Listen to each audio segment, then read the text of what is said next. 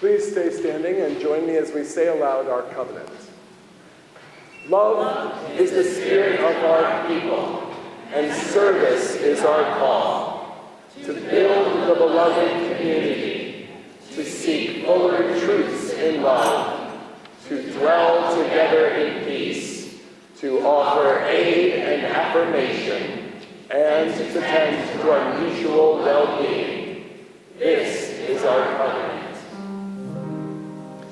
Ain't gonna let nobody turn me around. Turn me around, turn me around. Gonna let nobody turn me around. Keep on walking,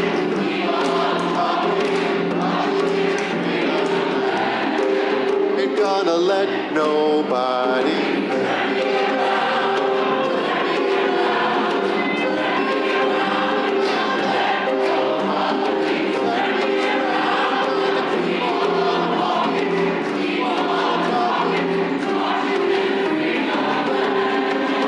Gonna let injustice turn me around, turn me around, turn me around. Gonna let injustice turn me around. Keep on walking,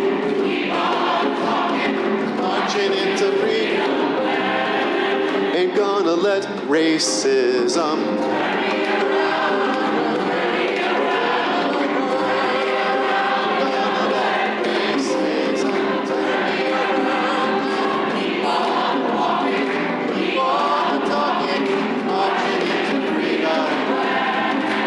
ain't gonna let transphobia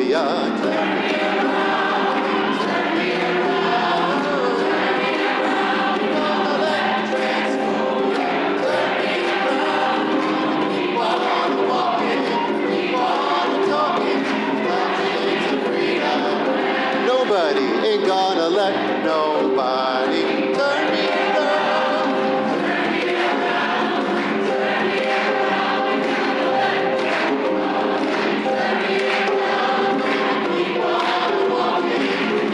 keep on talking, marching into freedom. Nobody ain't gonna let nobody turn me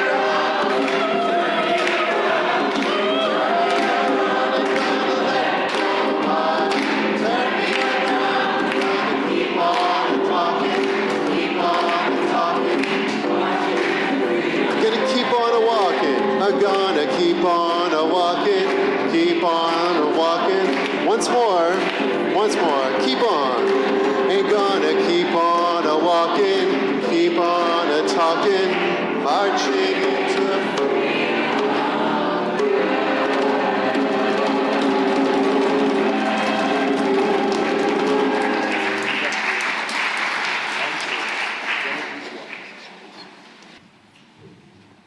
Good morning, All Souls. Good morning. Apologies for the slightly reduced voice. The title of today's sermon is Joy Helps Us Down the Road. I love that title. And I hope it's okay if I go a little bit personal this morning as I welcome you to All Souls. As many of you know, I'm a division head at an independent school in McLean, Virginia. I supervise the 4th through 6th grade division. What you may not know is that my wife and I are moving in a few months. This might be my last time on the pulpit. Thank you for O's, that makes me feel so good. And let me take a moment to say how grateful I am to every single person with whom I've interacted at All Souls. You are, each and every one of you, tremendous human beings who lead with love, as our covenant states. I'm sad to be leaving you, but do know that I'll be keeping in touch with All Souls in a variety of ways. Thank you, modern Zoom technology. Now back to joy and the road. I feel a little guilty when people talk about how hard life has been for the past, say, 12 years. While I know and understand, I have a secret weapon to let in copious doses of joy. I spend upwards of 35 hours a week in the midst of 10 to 12-year-olds. If you are ever worried about the future of the world, talk to them. Interact with tweens. They are incredible. Incredibly caring, loving, intelligent, empathetic people, largely free of the despondency that plagues many adults these days. And they do indeed know how to get into trouble. Silly trouble at times, to be sure, but they are also learning to be change agents, and as such, they're learning to get into good trouble. This past Friday, we had our school's 100-year-old traditional May Day celebration. To be clear, it's not a workers' uprising. It's a welcoming in of the spring through song and dance, and my middle schoolers are the performers. And they sing songs that students at my school have sung for generations. One of them that you might know, Wild Mountain Time, is to me one of the most beautiful songs ever written. To close my eyes and hear youngsters belt out that song of enduring love brings tears of joy to my eyes. Friday, my last time hearing them, was bittersweet to be sure, but joyful well above all. It's nearly identical to the feeling I get when we all sing together here at All Souls, especially Fuente de Amor, Spirit of Life. I find joy amidst the darkness here in this sanctuary as well, especially when singing with you all. And that our songs, today like so many other times before, inspire us to action, to good trouble, that makes it all the more joyful for me. If you're visiting us for the first time, welcome. The connection card, which was in the insert you received, is one of the many ways you can express your interest in getting involved, seek support, or stay in touch. And now the moment of conscience. Being at my school's May Day celebration unfortunately precluded me from being at the May Day rally for Free DC, which I hope many of us did attend. I want to be the first up in the pulpit to call the congregation's attention to the challenges that pervade our country at this moment in the area of voting rights. This week's Supreme Court decision weakening a significant portion of the voting rights action further threatens our fundamental American right to participate in the democratic process. Indeed, speak it. As we reflect during this service, please consider what part you can play to get into good trouble in order to preserve this critically important right. Now is our time to greet one another. If you're in the sanctuary, stand up, meet somebody, say hello. If you're on Zoom, we invite you to go to gallery view, turn your video on, and give everyone a wave. When you hear the bells play, it's time to return to your seats.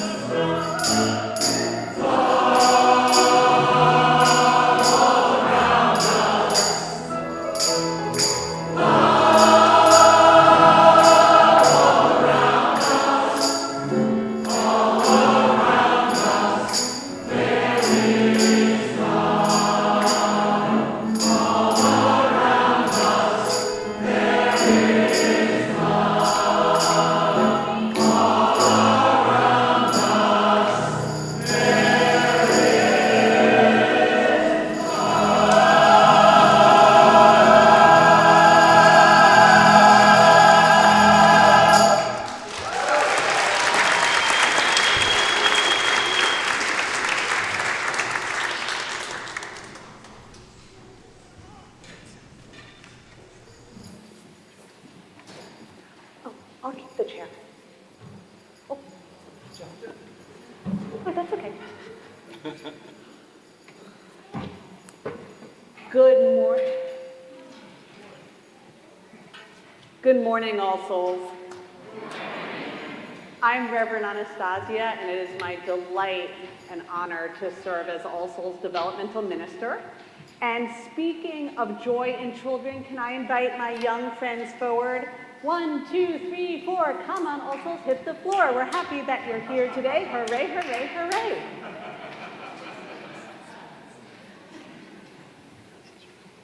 Hello, hello.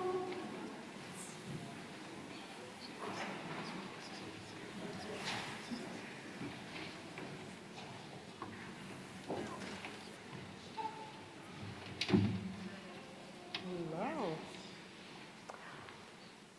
So this month we're going to be talking about joy. And I think joy has a cousin, and joy's cousin is hope. So I'm going to talk to you a little bit about hope and joy this morning.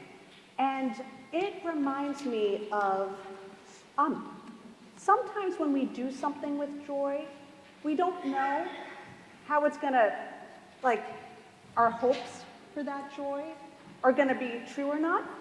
But if we have a hope for something good in the world and we do it with joy, should we try it anyway, or should we say, oh, it might not work and not do it? What do we think? Who thinks we should try it anyway? All right, who thinks, nah, let's not give it a try unless we're sure? One brave person. I have to say, it is good for someone to be honest, because sometimes we feel like that, right? If we don't know something is going to work out, then we think, why should I put in the effort? So I want to talk about a story about that. So I grew up in New York City, and there are not as many parks or trees in New York City as there are in Washington, D.C. Actually, D.C., for its square footage, has more parks and trees than any other city in the United States, right? So when I was your age, and we would go on a field trip to a place with trees and grass, that was really special for us. And there is this island near Manhattan called Randall's Island, which has a lot of like sporting fields. And so sometimes when we were lucky, we'd go there for field day, or there'd be an after-school program that would take us there. And it is basically, it's this large field, and part of its purpose is to like help hold up these highways that are connecting different places. And we were out there, and one day it was just really, really hot. And also, I grew up when I was your age, it was the 1980s, and grown-ups did not supervise kids very well in the 1980s. And so I don't really know why, but we were kind of left to roam around, and we did notice that there were a few trees that had been planted. They weren't big trees, they were sort of teenage trees, but they were producing these really neat seed pods. They were honey locust trees. And honey locust seed pods are pretty neat because they go like 12 to 18 inches long, so like from here to here or here to here. A foot or a foot and a half, that's right, Isaac. And they're green when they're on the tree, but they can darken to a brown or almost like purplish, and then when they get dry, you could shake them, and they become a rhythm instrument, which is really fun if you're doing it. Yes?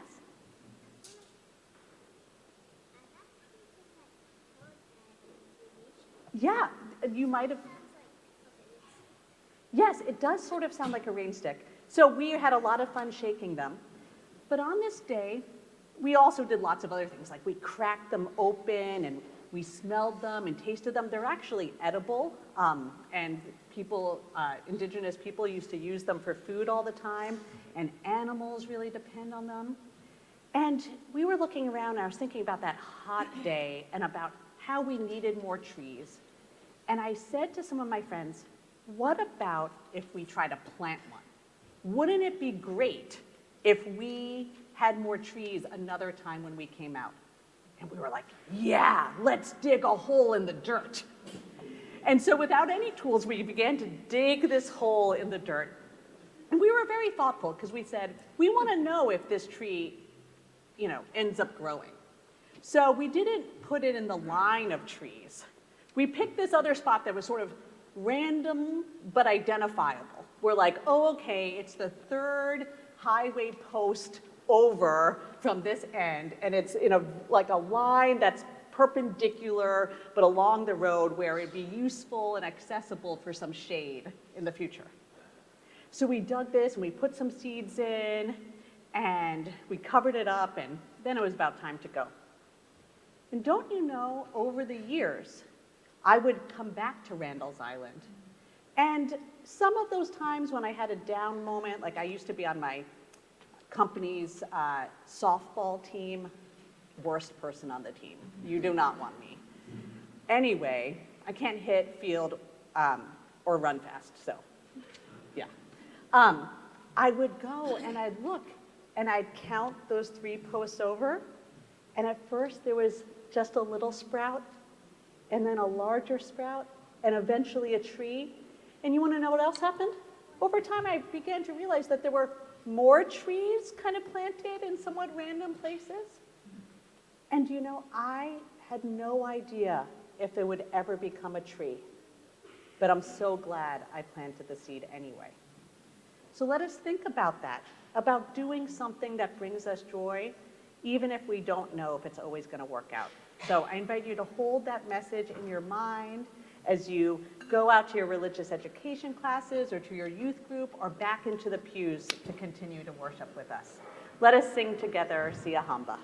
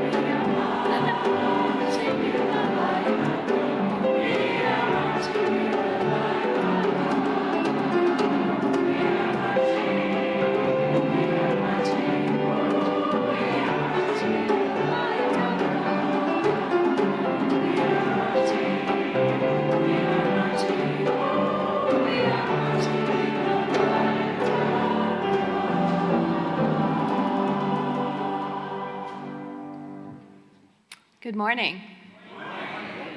I'm Anjali Jan, and my pronouns are she and her. It's good to be here with all of you today. First, I'd like to make a few announcements and some invitations into our shared life. After the service today, beginning at 12:15 in the sanctuary and on Zoom, there's a meeting to discuss the budget and the opportunity to provide your feedback on the budget proposal. Please note that the Zoom link for the meeting is different than the link for the worship service this morning. On May 17th, we have the WIN Mayoral Forum. So mayoral candidates and congressional candidates at large will be responding to our community's agenda, one built from listening to DC residents across all 8 wards on issues spanning from public safety and housing and homelessness to utility costs. Elected officials respond to organized power. When we show up together from congregations and communities across the city, the commitments candidates make in that room carry real weight. Every person there is part of what makes that possible. So on Sunday, May 17th, starting at 3 p.m. at the Union Temple Baptist Church, please sign up as part of the All Souls delegation at our democracy table in Pierce Hall. We've committed to 35 congregants joining WIN.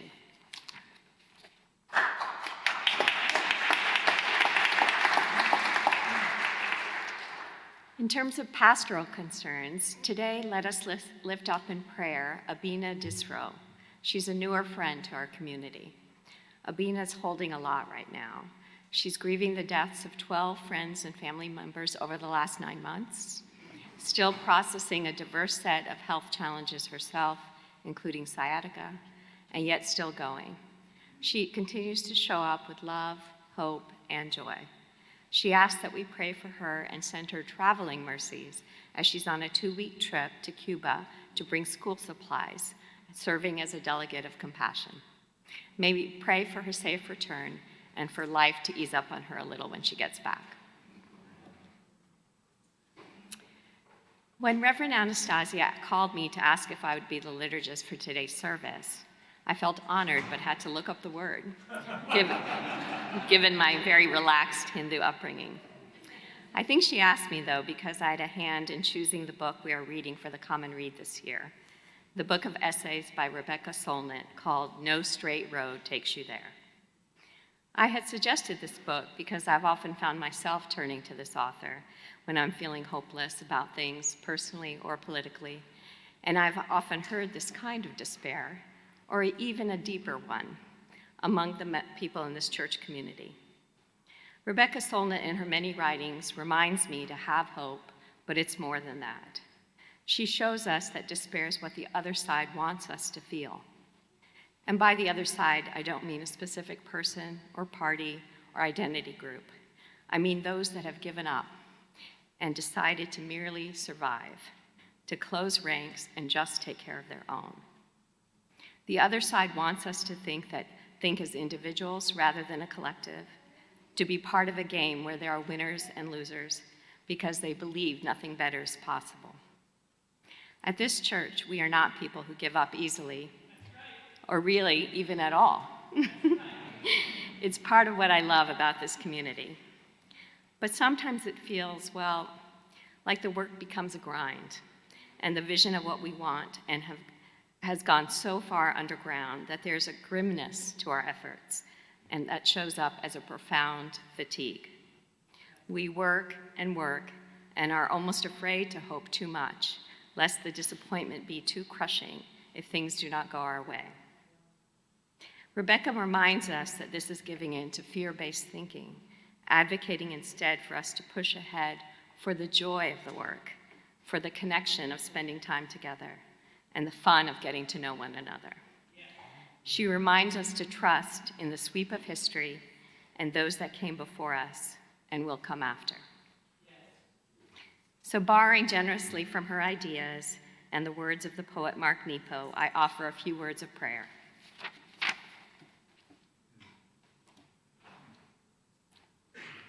Technical pause.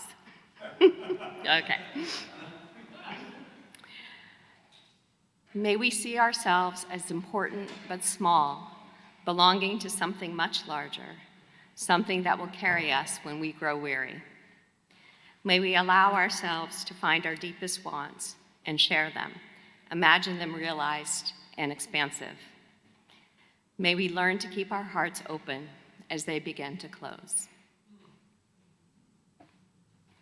Now I invite you to lift up out loud in the chat or in the sacred silence of your heart the people, places, and causes that you carry with you today.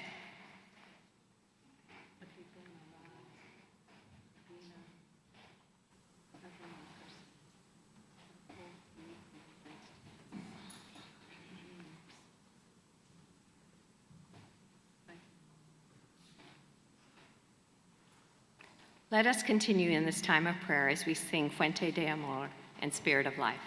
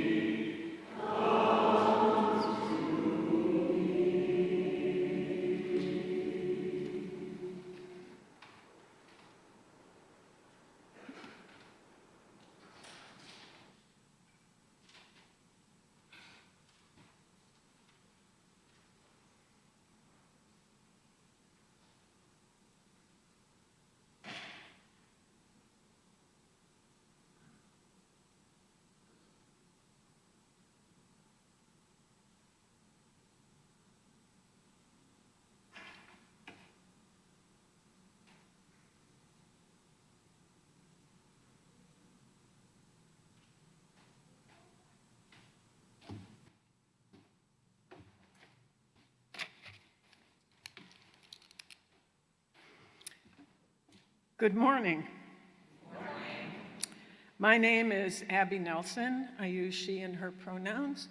And I don't know if anybody listened to the bell today, but our friend Jim Pastore rang it 6 times to mark the 6 decades of the Voting Rights Act.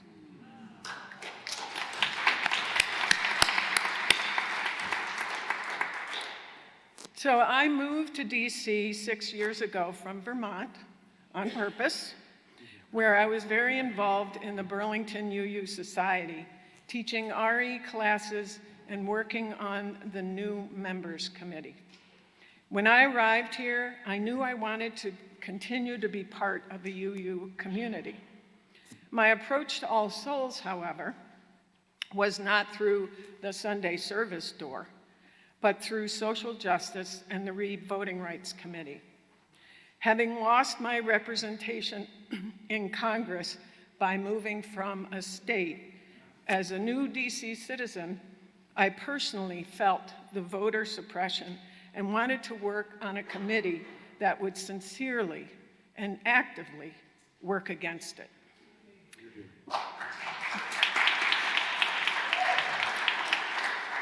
So here I am as part of Reed, and we have things to celebrate and seize this moment. And this is my role as cheerleader. So here we are.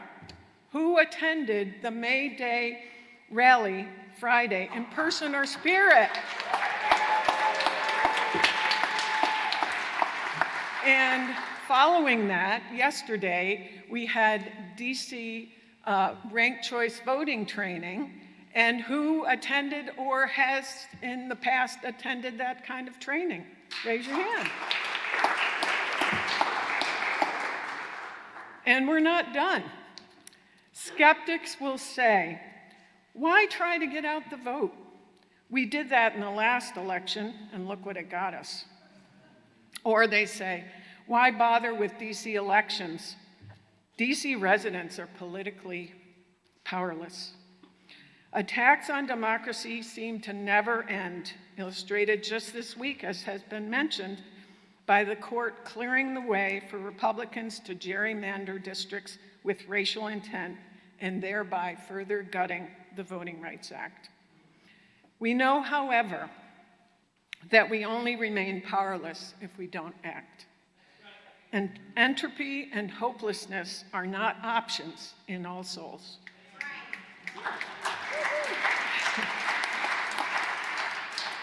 Now is the moment we are called to save our democracy, and we can't wait until we have a favorable government or the time is right.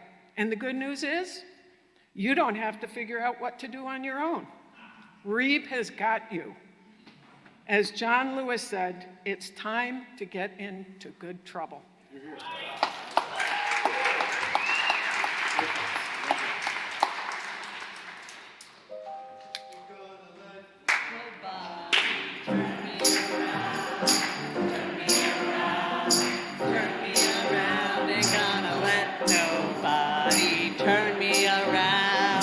Keep on a-walking, keep on a-talking, marching into freedom land. Good cue pickup, All Souls. That was good. Beloveds, this month we are going to talk about the spiritual theme of joy and its cousin, hope. But today I need to begin from a place of moral outrage. This week, in a 6-3 decision along partisan lines, the Supreme Court rendered ineffective Section 2 of the Voting Rights Act, the last remaining powerful provision of the 1965 civil rights law that prevents racial discrimination in voting. Supreme Court Justice Elena Kagan wrote in her dissent that the Voting Rights Act, and specifically this provision, she said this: "It was born of the literal blood of Union soldiers and civil rights marchers. It ushered in awe-inspiring change, bringing this nation closer to fulfilling the ideals of democracy and racial equality. I was profoundly aware this week that one of those civil rights marchers was the Reverend James Reeb. We are the Church of Reeb.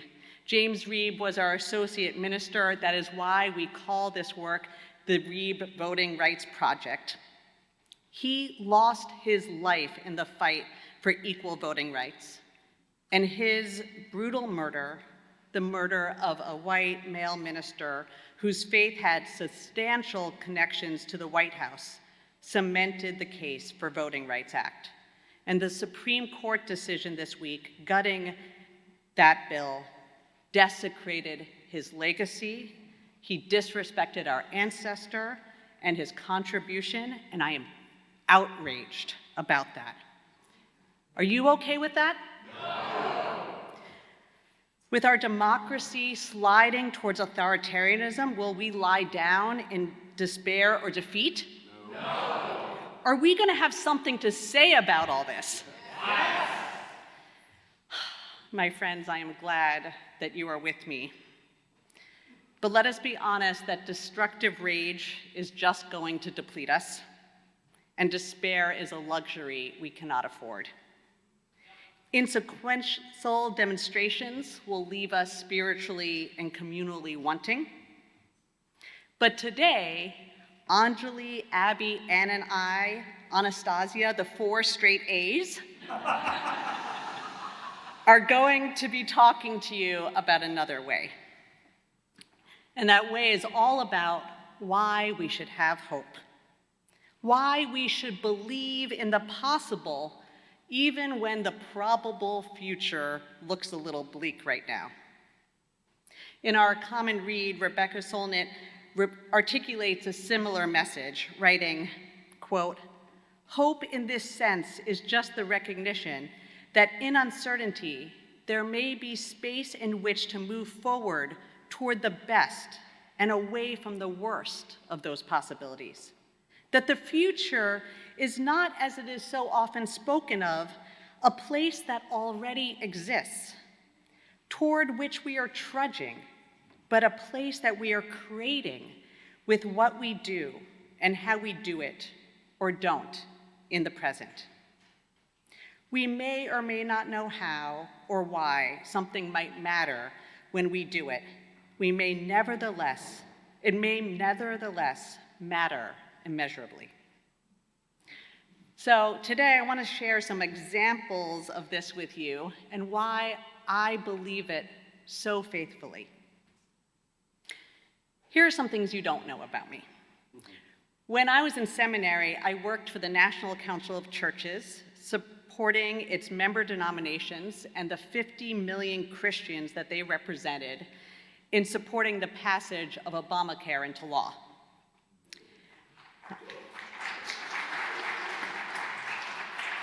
So I wanted that to happen, but I want to share with you the highlight for me in doing this work, which was I was part of just a handful of people who got to spend the day accompanying Marian Wright Edelman, the founder and then president of the Children's Defense Fund, on a congressional lobby day.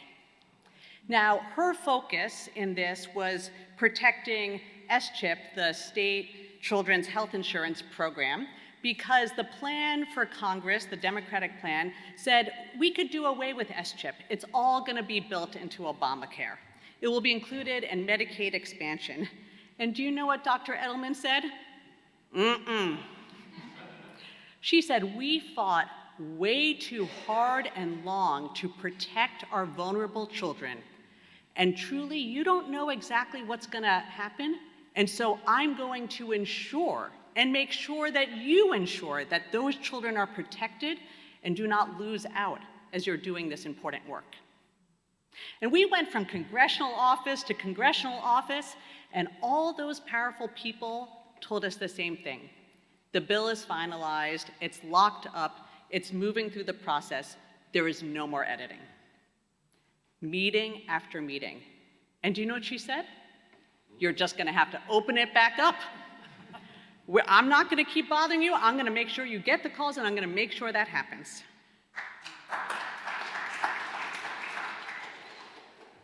And don't you know when it passed? SCHIP is still in place. And as those Republican states turned down free money for health insurance for their citizens because of partisan maneuvering, those children were still protected. So when I then went to Indianapolis, and I was a relative newbie around a broad-based interfaith organizing group called the Indianapolis Congregation Action Network, or much better, IndyCan, and they were beginning to talk about their strategic next work and identified that one of the key opportunities was that there was a major development project to replace the local jail with a large, expanded criminal justice center.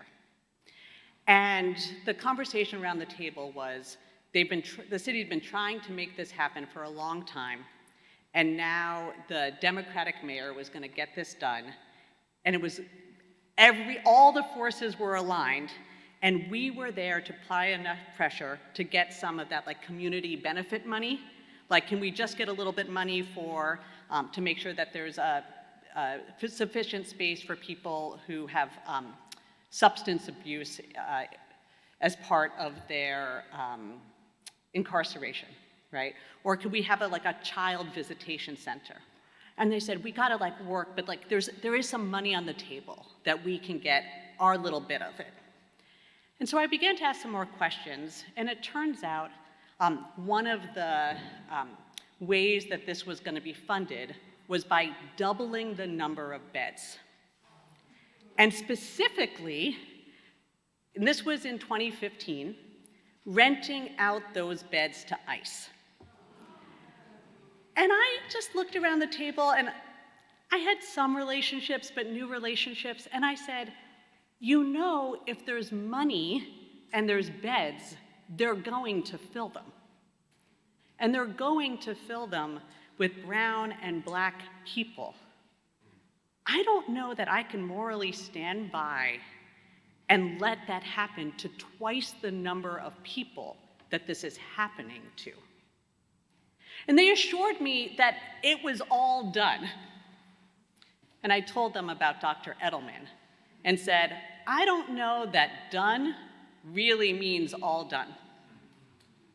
So I'm going to fast forward through the organizing and the meetings and all the things we did to the moment when the mayor marched angrily up to one of the professional organizers of IndyCan and said, you're the reason this isn't happening. You're to blame, you shut it down, and you destroyed my agenda. And don't you know I was called into a meeting the next day with the developer who promised us everything we asked for. No new beds, mental health treatment, a visitation center, and said, this deal cannot get done without your approval. It was only when the mayor began to yell at us that we realized something that we had not realized before. We were powerful. It reminds me of this reading by Marianne Williamson. Our deepest fear is not that we are inadequate. Our deepest fear is that we are powerful beyond measure.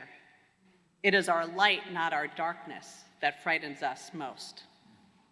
We ask ourselves, who am I to be brilliant, gorgeous, talented, fabulous? Actually, who are you not to be? You are a child of God. Your playing small does not serve the world. There's nothing enlightened about shrinking so that other people won't feel insecure around you. We are all meant to shine as children do. We are born to make manifest the glory of God that is within us. It is not just in some of us, it is in everyone. And as we let our own light shine, we unconsciously give other people permission to do the same. As we are liberated from our own fear, our presence automatically liberates others. Shoshana Spector, who is the executive director of IndyCan, said this about our congregation, which had the most wonderful name, All Souls. All Souls prays with its feet. A key partner with IndyCan, they show us what the theology of inclusion and dignity look like, helping put the brakes on a $1.75 billion jail expansion that could have locked away 2 generations of our Black and brown leaders. We were more powerful than we imagined. And I want to share this other story, which was the next year, building upon that success and doing a mapping, we realized it wasn't just about keeping people out of jail.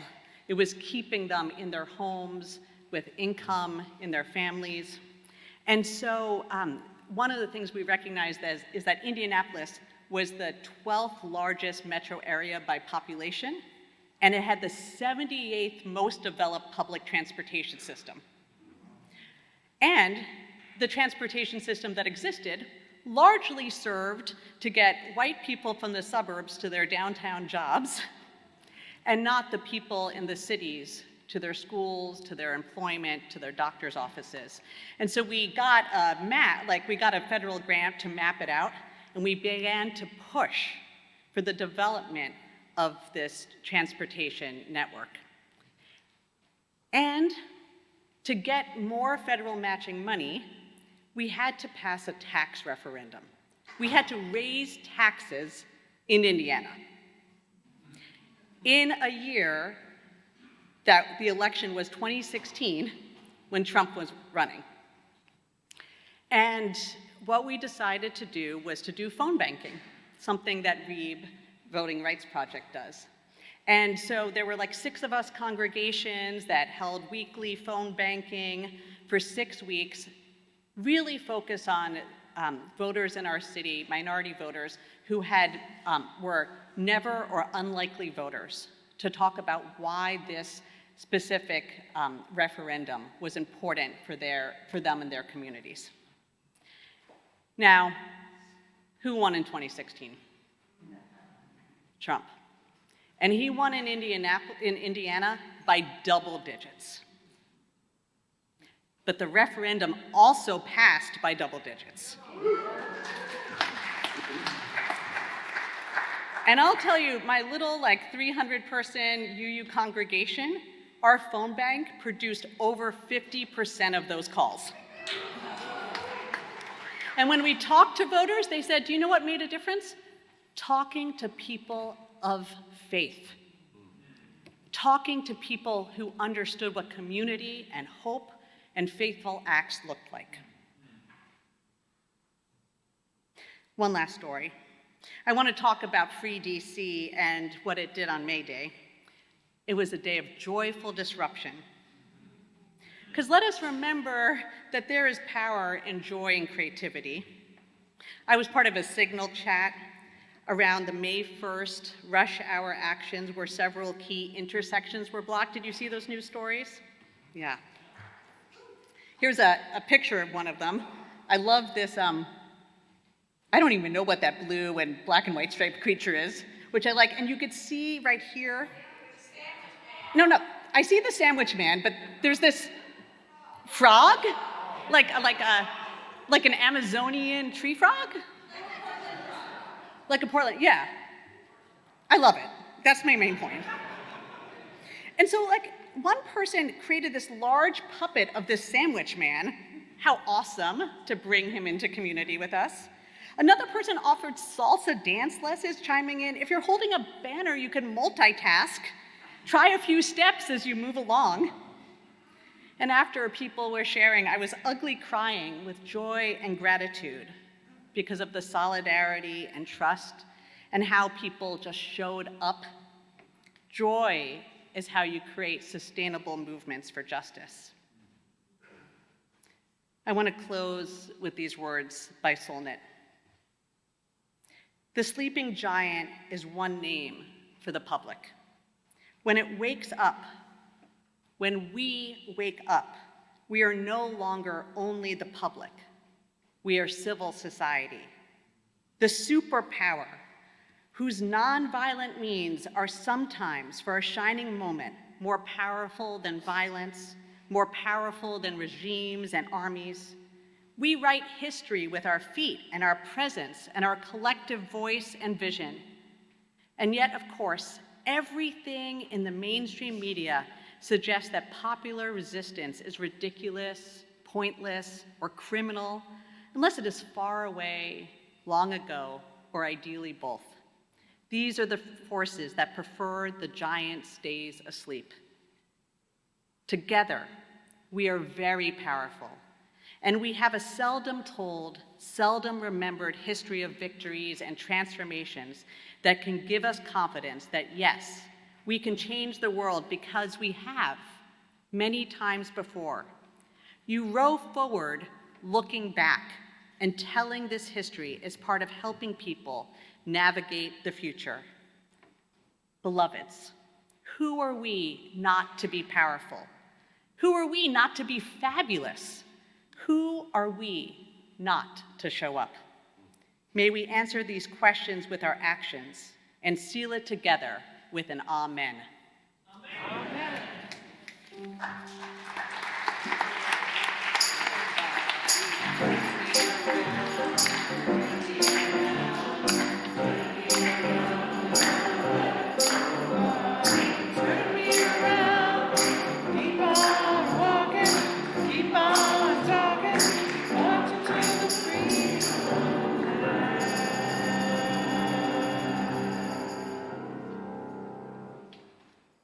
Good morning. My name is Ann Maxwell. I use she, her pronouns. We got some fans in the house.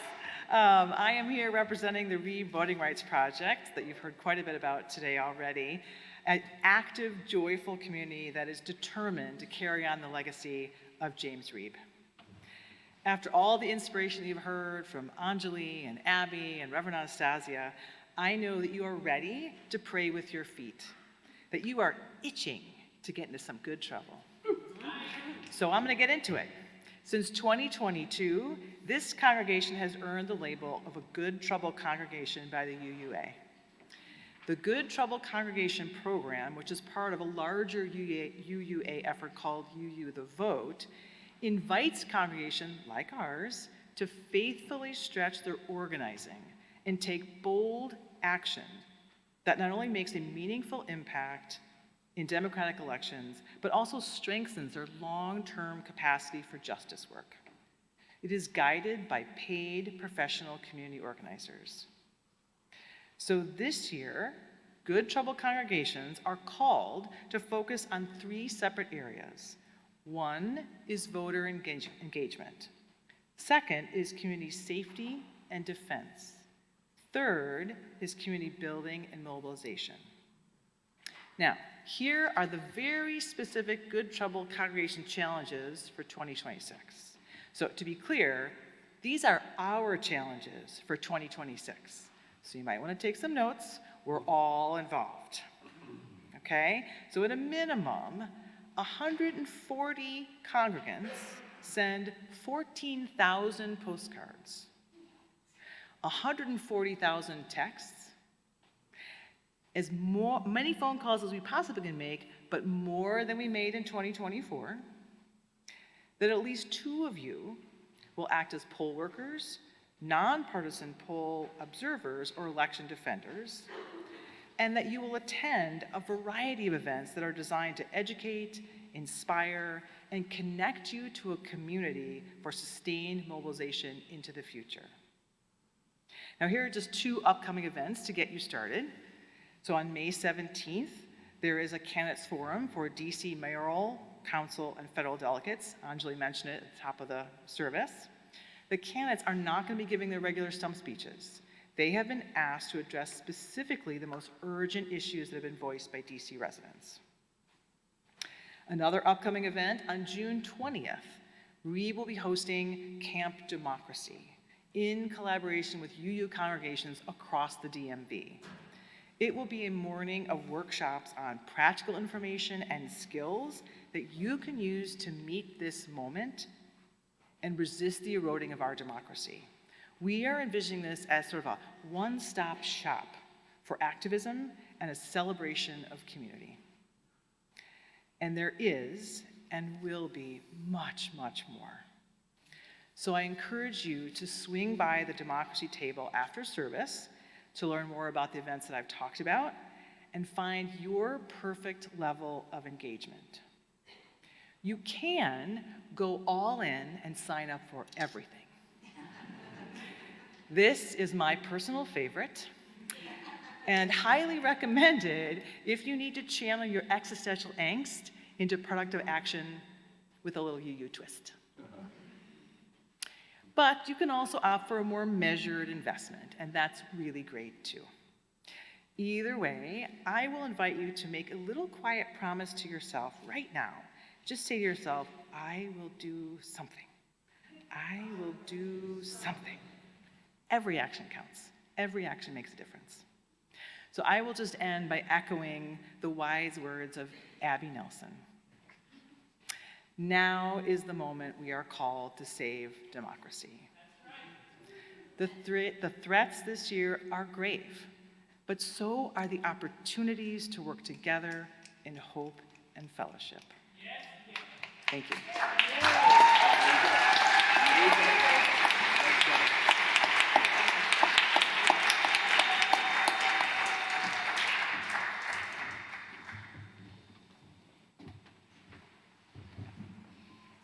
I suspect you're motivated to think and to reflect on these questions.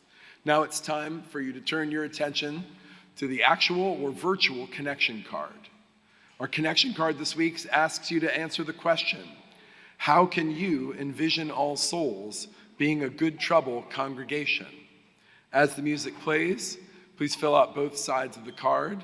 There's also a QR code if you prefer to do it online. Thank you for answering all the questions.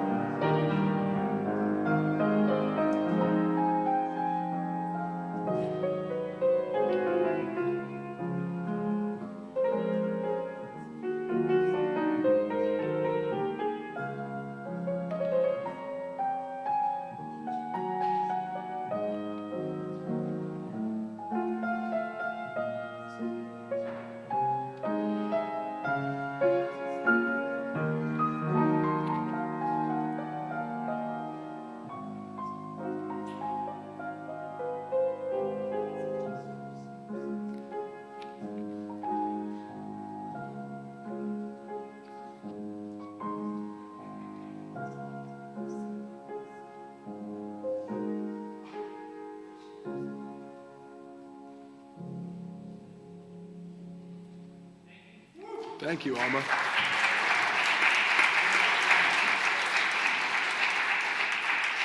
Thank you, Alma. This month, we are sharing 50% of our non-pledge plate offerings with Beacon House, located in the Edgewood neighborhood of Northeast DC. Founded in 1991 by Reverend Don Robinson, a UU minister affiliated with All Souls, and, not coincidentally, the 2026 winner of the Potomac School Award for Exemplary Service. I nominated him and he won. Beacon House provides high-quality after-school education and youth development services to nearly 400 children annually. www.beaconhousedc.org is where you'll find them. We encourage you to give generously to them as well as to support the ongoing mission and ministries of All Souls. Today's offering will now be gratefully received.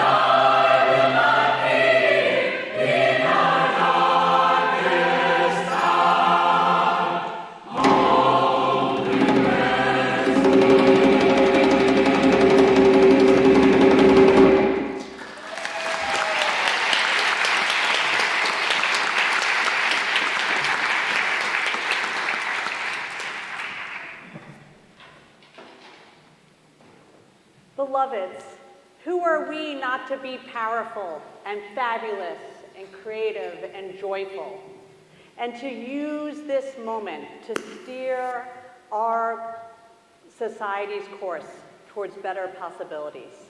Will you join me in that work? If so, rise in body or sit with gusto to sing this song with us. One foot in front of the other, and we will go. One foot in front of the other, and we will go. One foot in front of the other, and we will go. One foot in front of the other, and we will go.